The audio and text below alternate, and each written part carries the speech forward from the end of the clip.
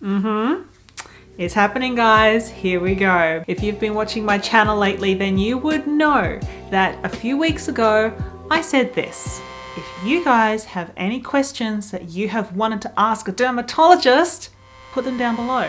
So I had my dermatologist appointment and here I am with all of her answers. But in case you're new here, hi, my name is Jess and I do skincare videos here every single week. So please subscribe and hit that notification bell so you actually get my videos in your feed. So I was a little bit naughty. I was a bit naughty when I went to the dermatologist because I asked her so many questions all at once, but I also recorded our appointment. I'm going to try and find as many of your questions as possible and go through them and tell you exactly what she said about each thing. Val, you asked a question that I am also very interested in knowing the answer to. Will my skin go back to being normal after Accutane? Like, will it stay very dry and sometimes red, or will it be a little bit oily sometimes? She said that it just kind of goes back to being how it was before the treatment. Not with the acne, although, you know, fingers crossed. So she said that my skin is going to go back to being oily. It's going to go back to being an oil slick after Accutane, which I'm not too thrilled about. It's such a headache having oily skin. But unfortunately, that's what's going to happen. One of the ones that I received on Instagram was from Brina, and she was asking me what are some products that she can maybe use to naturally lighten the skin. Like, is there anything natural that can be used at home to get the job done? I don't think she totally understood what I was asking her when I said natural treatments, because she said to me using things like retin A, also using vitamin B3 treatments. Sometimes niacinamide, which is the vitamin B3. If you guys follow a particular skincare brand called The Ordinary, then a few of their products do contain these ingredients. So maybe that's something that you could look into. But if you're talking about using natural ingredients as in lemon and lime and turmeric and all that sort of stuff,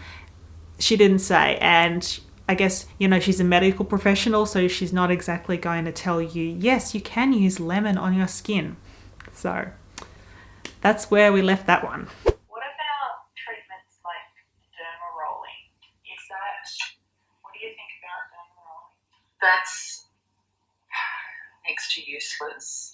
Oh, really? I didn't really like her response.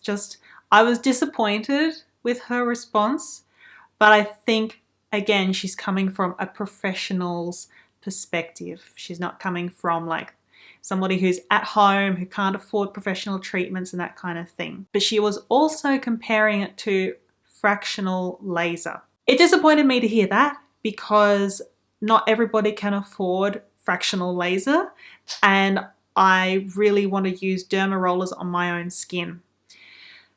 I still will, because I want to. And I feel like my personal scarring is probably mild enough to take it and to actually have a pretty good result.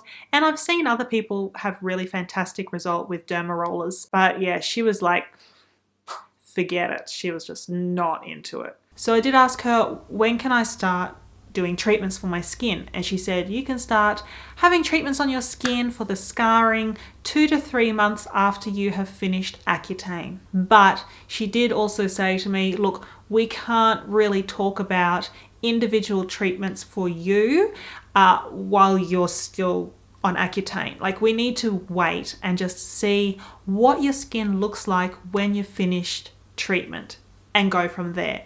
So that's what I would suggest to you guys. Like, I mean, I'm very kind of mildly dealing with my skin right now, but I'm not doing anything that's too crazy, and I don't want to until I finish my Accutane, and then I'm gonna open that next chapter and deal with the rest of this. Danny XO, you asked me about taking a high dose of vitamin A. Will you still get the same benefit from taking the vitamin as you would when you're taking Accutane? I asked her about the supplements thing and she said, totally fine. You can take whatever supplements you want as long as they don't contain vitamin A, because, well, if you're on Accutane, you don't want to be taking anything else in addition to your medication, right? Accutane, serious medication. I wouldn't be trying to buy vitamin A tablets to try and get the right dosage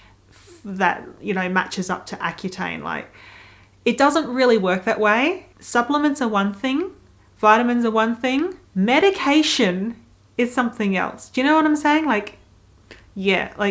Don't mess with it. Ozzy, you asked, do you think that using both Spironolactone and Accutane at the same time is cutting down on the negative side effects?